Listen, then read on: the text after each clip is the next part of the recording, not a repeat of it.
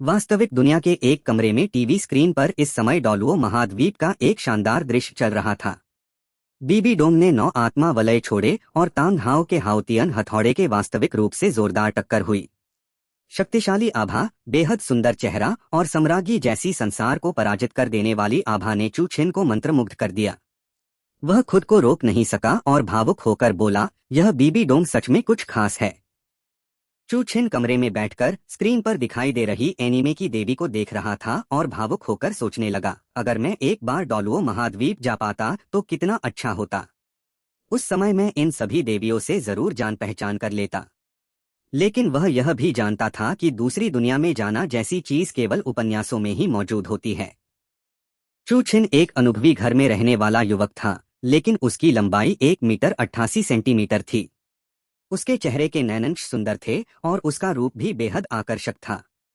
बचपन से ही उसे लड़कियों का ध्यान मिलता रहा था। जब वह कल्पना कर ही रहा था, तभी अचानक उसके दिमाग में एक ठंडी यांत्रिक आवाज गूंजी। डिंग! जांच में पाया गया कि मेजबान शर्तों को पूरा करता है। अब दूसरी दुनिया में जाने की प्रक्रिया शुरू होने वाली है। अगले ही पल चू छिन के आसपास का कमरा अचानक गायब हो गया। कंप्यूटर, मोबाइल फोन और उसका परिचित घर सब कुछ गायब हो गया। जब उसने दोबारा आंखें खोलीं, तब वह पहले ही एक अनजान जंगल के बीच खड़ा था। आसपास के विशाल प्राचीन पेड़ों को देखकर चू छिन हैरान होकर बोला, क्या मैं सच में दूसरी दुनिया में आ गया हूँ? हैरानी की आवाज फिर से गूंजी। डिंग! बधाई हो, मेजबान सफलतापूर्वक डोलुओ महाद्वीप में आ गया है। चू छिन ने हैरानी से पूछा, तुम कौन हो? प्रणाली ने उत्तर दिया, मैं देवी प्रणाली हूँ। मेजबान कार्यों को पूरा करके डोलुओ महाद्वीप की देवियों की अनुकूलता और प्रणाली के पुरस्कार प्राप्त कर सकता है। प्रणाली ने अपना परिचय देना शुरू किया। डोलुओ महाद्वीप की देवी लक्ष्यों में बीबी डोंग, वु युएना, चियान रेंशुए, वुलियन, शाओ वु, झू जूछिन, मी रोंगरोंग, बो साइशी और अन्य शामिल हैं। चू छिन ने यह सुनने के बाद उसकी आंखों में धीरे धीरे उत्साह दिखाई देने लगा। तो मुझे एक तरफ अपनी ताकत बढ़ानी है और दूसरी तरफ इन देवियों को हासिल करना है। प्रणाली ने संकेत दिया, पहला कार्य जारी किया गया है।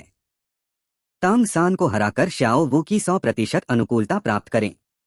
कार्य का पुरस्कार तियानछिन न्यूमांग और ताइतान जुयुआन को बुलाने वाला कार्ड तथा एक आत्मा शक्ति की गोली। चू छिन ने पुरस्कार सुनते ही आंखें चमका लीं। चू छिन ने बिना किसी झिझक के कहा, प्रणाली से बंधो। देवी प्रणाली सफलतापूर्वक बंध गई। बधाई हो, मेजबान को शुरुआती उपहार प्राप्त हुआ। क्या इसे खोलना है? चू छिन ने उत्तर दिया, खोलो। प्रणाली की आवाज लगातार गूंजने लगी। बधाई हो, मेजबान को 41वें स्तर का सबसे शक्तिशाली आक्रमणकारी हथियार आत्मा शस्त्रों में से एक प्राप्त हुआ। चू छिन ने अपनी विशेषताओं को देखा। आत्मा शस्त्र, विनाशक देवता भाला। आत्मा शक्ति का स्तर 41। आत्मा बलियों को अनंत रूप से शुद्ध किया जा सकता है। इसके बाद चू छिन ने अपना हाथ आगे बढ़ाया और धीमी आवाज में कहा, विनाशक देवता भाला, प्रकट हो। एक काला लंबा भाला हवा में प्रकट हुआ। भाले के शरीर के चारों ओर सुनहरी आकृतियां घूम रही थीं और उससे शक्तिशाली दबाव निकल रहा था। चू छिन ने विनाशक देवता भाला पकड़ा और अपने पैरों के नीचे 2 पीले और 2 बैंगनी 4 आत्मा बलियों को देखकर आखिरकार पुष्टि कर ली कि यह सपना नहीं था। वास्तव में मैं दूसरी दुनिया में आ गया हूँ। शक्तिशाली आत्मा शस्त्र और 41वें स्तर की आत्मा शक्ति रखने वाला चू छिन भविष्य को लेकर उम्मीदों से भर गया। प्रणाली ने फिर याद दिलाया, सभी देवी कार्यों की समय सीमा होती है। पहला कार्य 1 महीने के भीतर श्याओ वू देवी का कार्य पूरा करना है, अन्यथा दंड स्वीकार करना होगा। चू छिन ने वह दंड सुना जिसे कोई पुरुष सहन नहीं कर सकता था और उसका शरीर कांप उठा। लगता है यह प्रणाली मुझे आलस करने की अनुमति नहीं देगी। चू छिन के दिमाग में श्याओ वू की छवि उभर आई। गुलाबी लंबे जूते और गुलाबी पोशाक में वह चांदनी के नीचे किसी परी जैसी दिखाई दे रही थी। उसने धीरे से कहा, श्याओ वू, चूंकि मैं डोलुओ महाद्वीप में आ ही गया हूँ, इस जीवन में मैं आ गया हूँ। चू छिन ने प्रणाली से पूछा, मुझे वर्तमान स्थान और समरेखा बताओ। प्रणाली ने उत्तर दिया, वर्तमान स्थान शिंगदो महान वन है। श्याओ वू की उम्र 10,10 वर्ष है। वर्तमान में वह नोडिंग में है। चू छिन हल्का मुस्कुराया। इसका मतलब है कि तांग सान पहले ही श्याओ वू को जान चुका है। चू छिन ने विनाशक देवता भाला वापस रख दिया और दूर की ओर देखते हुए कहा, तांग सान, इस जीवन में शाओ वू को मैं अपनी ताकत के दम पर हासिल करूंगा। डोलुओ महाद्वीप, मैं चू छिन आ गया हूँ। देवी प्रणाली की सहायता से डोलुओ महाद्वीप में आने के बाद चू छिन के पास पहले ही 41वें स्तर की आत्मा शक्ति और दिव्य स्तर का 5 आत्मा विनाशक देवता भाला था। जब वह सोच ही रहा था कि भविष्य में डोलुओ महाद्वीप की देवियों को कैसे जीतेगा, तभी जंगल की गहराई से अचानक अजीब आवाज सुनाई दी। एक खतरनाक आभा तेजी से पास आने लगी। घने जंगल से एक काली परछाई तेजी से बाहर निकली। उसकी गति बेहद तेज थी और उसका शरीर सांप की तरह लचीला था। वह सीधे चू छिन की ओर बढ़ी। चू छिन ने अपनी स्वाभाविक प्रतिक्रिया के आधार पर विनाशक देवता भाले को कसकर पकड़ा और एक वार किया।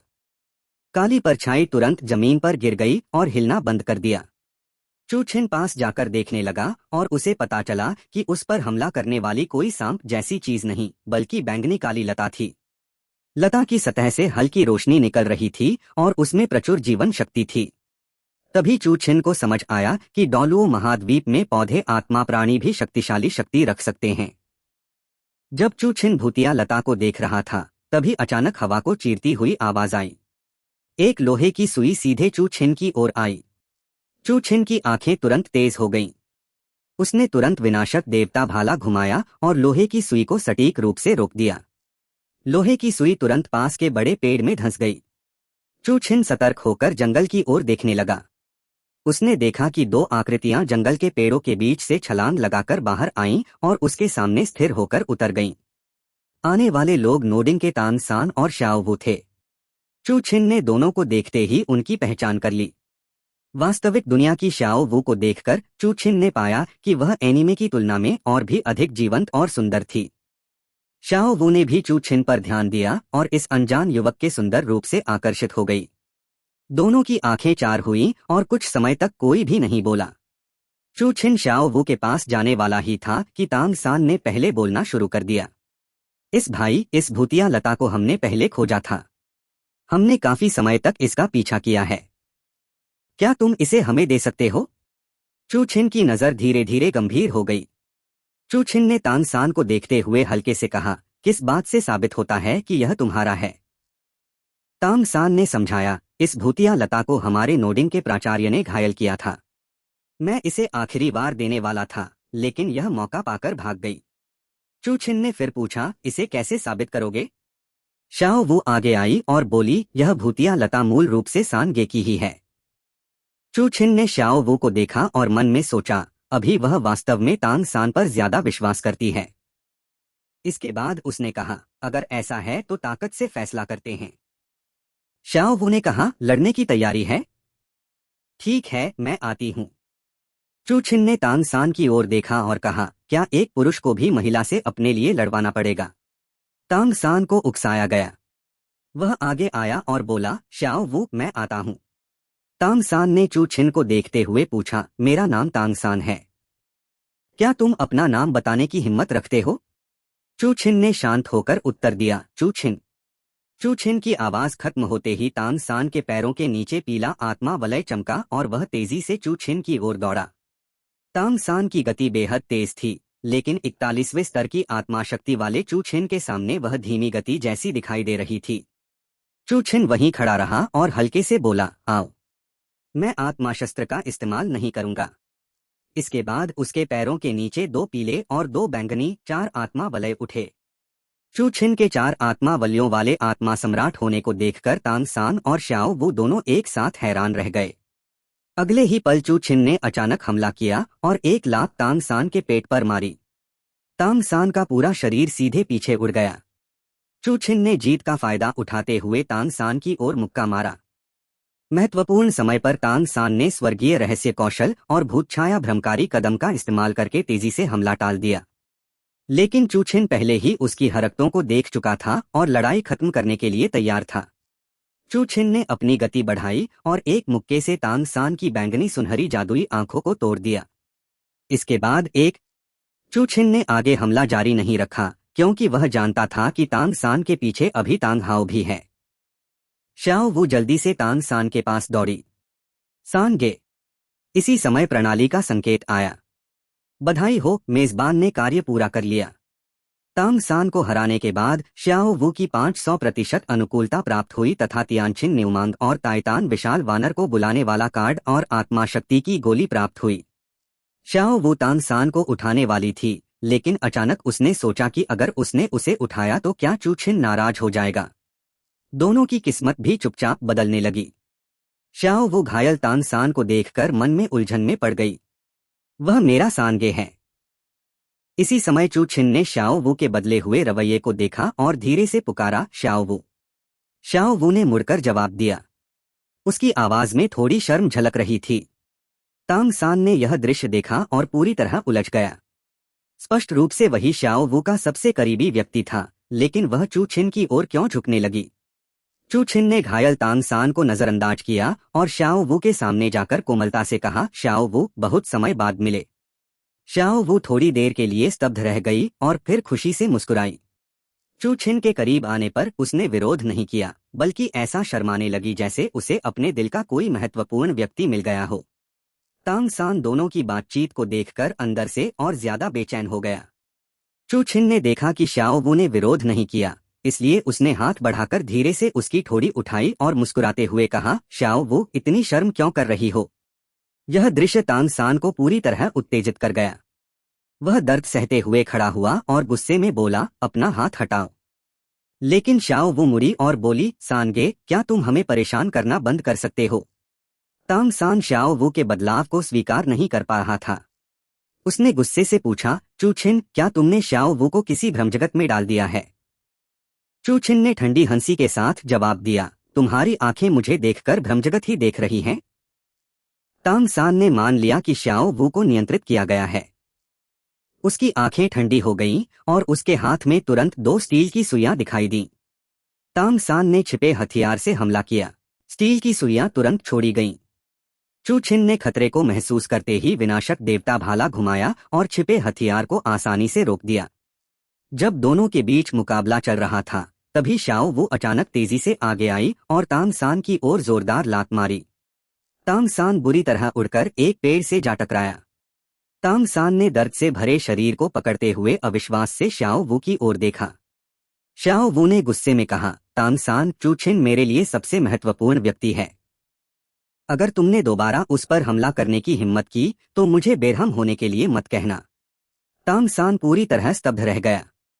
उसे समझ नहीं आया कि जो श्याओ वू पहले उसके सबसे करीब थी, वह अचानक उसके विरोध में क्यों खड़ी हो गई। चू छिन श्याओ वू के पास गया और चिंता से पूछा, श्याओ वू। श्याओ वू ने तुरंत मुस्कुराकर कहा, चू छिन, तुम ठीक हो? कहीं चोट तो नहीं लगी? चू छिन ने सिर हिलाया और धीरे से श्याओ वू के बालों को सहला दिया। इसी समय एक बूढ़ी आवाज सुनाई दी। 2 आकृतियां तेजी से वहां पहुंची। सबने मुड़कर देखा। आने वाला व्यक्ति यू शाओगांग था। तांग सान ने शिक्षक को आते देखा तो ऐसा लगा जैसे उसे डूबते हुए व्यक्ति को सहारा मिल गया हो। उसने तुरंत कहा, गुरु, यही है। इसने मुझे घायल किया और श्याओ वू को भ्रमजगत में डाल दिया। यू शाओगांग ने यह सुनते ही चू छिन की ओर देखा। यू शाओगांग ने गुस्से से पूछा, तुम कौन हो? मेरे शिष्य को क्यों परेशान कर रहे हो? चू छिन ने शांत होकर जवाब दिया, तुम्हारे शिष्य ने पहले मुझ पर हमला किया था। यू शाओगांग ने तांग सान से पूरी घटना पूछी, लेकिन तांग सान ने जोर देकर कहा, यह मेरा भूतिया लता छीनना चाहता था। विश्वास नहीं है तो श्याओ वू से पूछ लो। यू शाओगांग ने श्याओ वू से सच्चाई पूछी। श्याओ वू ने बिना किसी झिझक के कहा, चू छिन ने भूतिया लता नहीं छीनी थी। तांग सान ने पहले चू छिन पर छिपे हथियार से हमला किया था। श्याओ वू को चू छिन के पक्ष में सफाई देते देखकर यू शाओगांग और प्राचार्य दोनों के चेहरे पर हैरानी दिखाई दी। तांग सान ने जल्दी से कहा, श्याओ वू को चू छिन ने नियंत्रित कर लिया है।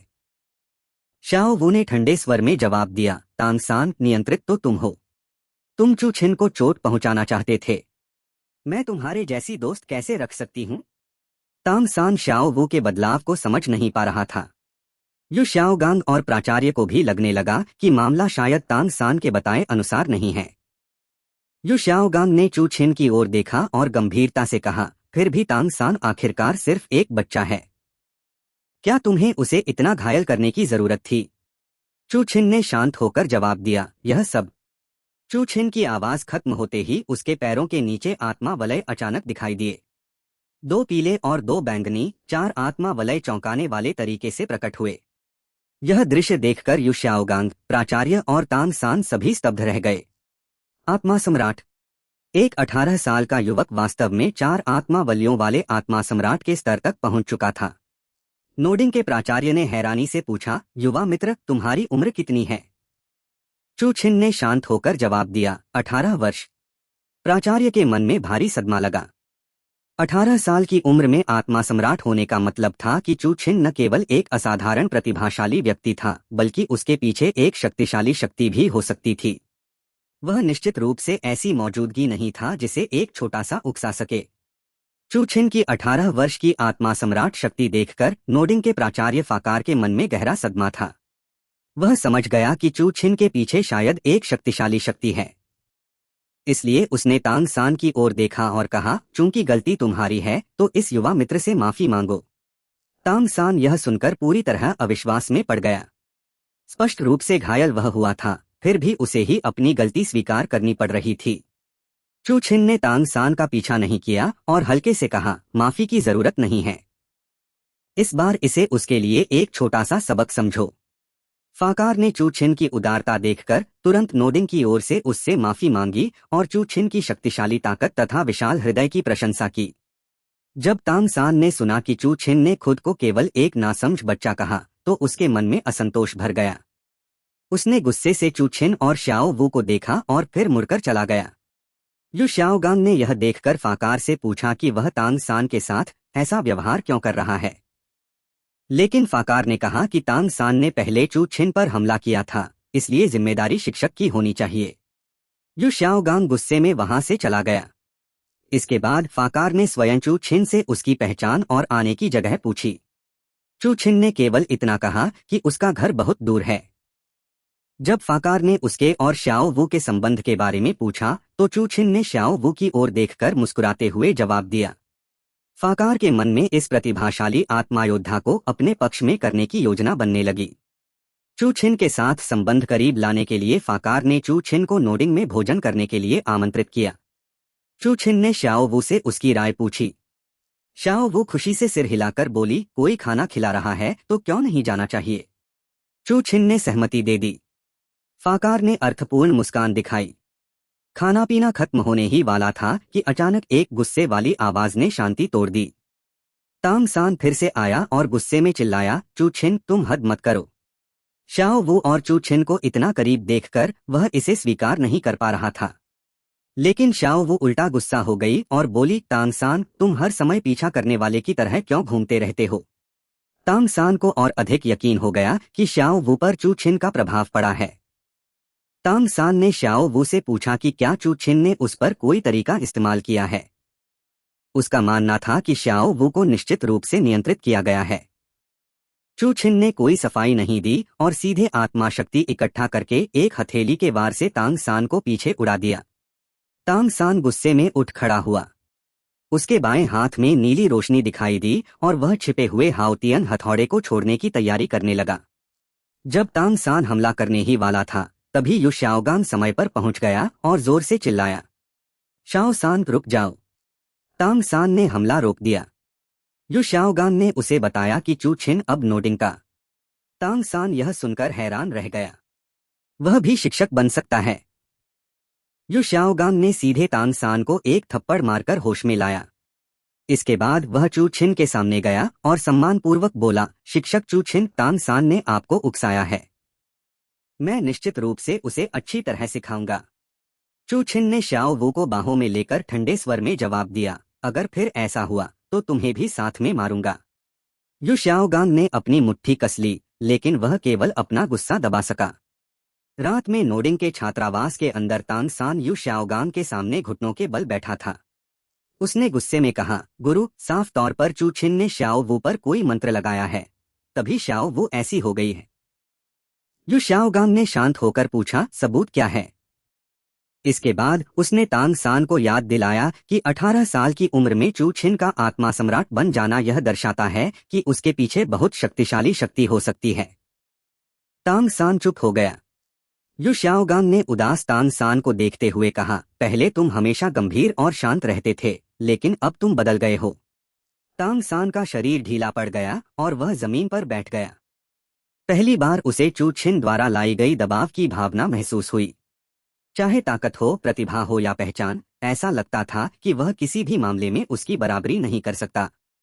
दूसरी ओर चू छिन अपने छात्रावास में प्रणाली से मिले आत्मा शक्ति के गोले का अध्ययन कर रहा था। उसने पाया कि उसमें बड़ी मात्रा में शुद्ध आत्मा शक्ति संग्रहित थी, जिसे सीधे अवशोषित किया जा सकता था और इससे उसकी साधना की गति बहुत बढ़ सकती थी। चू छिन ने भावुक होकर कहा, लगता है भविष्य में मुझे और अधिक आत्मा शक्ति के गोले हासिल करने का रास्ता खोजना होगा। रात में चू छिन ने अपने छात्रावास के बाहर शाओ वू को खड़ा देखा। शाओ वू शर्माते हुए बोली, चू छिन, हमारे छात्रावास में गर्म पानी नहीं है, क्या मैं तुम्हारे यहाँ नहा सकती हूँ?